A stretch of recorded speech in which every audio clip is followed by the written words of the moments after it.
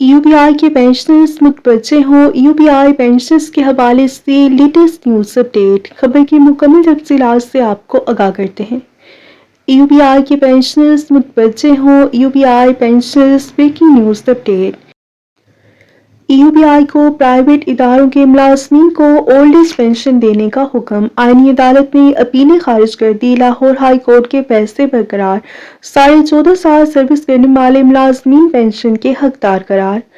Service के 6 माह या जायद अरसे को पूरा साथ तस्वुर किया जाएगा। अप्लाई कानून की सख्त तशरीह से पेंशन से महरूम करना नाइंसाफी है।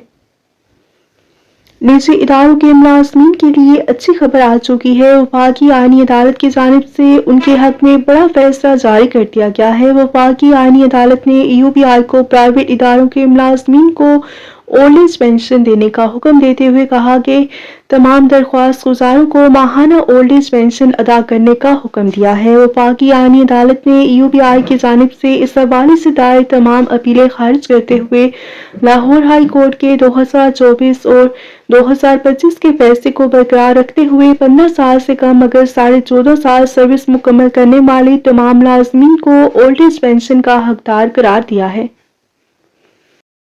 और ये अहम फैसला वफाकी आईनी अदालत के चीफ जस्टिस अमीनुद्दीन खान की सरबराही में 3 रुकनी बेंच ने जारी किया है। आईनी अदालत के इस फैसले में कहा गया है कि सर्विस के 6 माह या जायद अरसे को पूरा साल तस्वुर किया जाएगा और लाहौर हाई कोर्ट के फैसले दुरुस्त हैं और इसमें मुदाखलत की कोई गुंजाइश नहीं।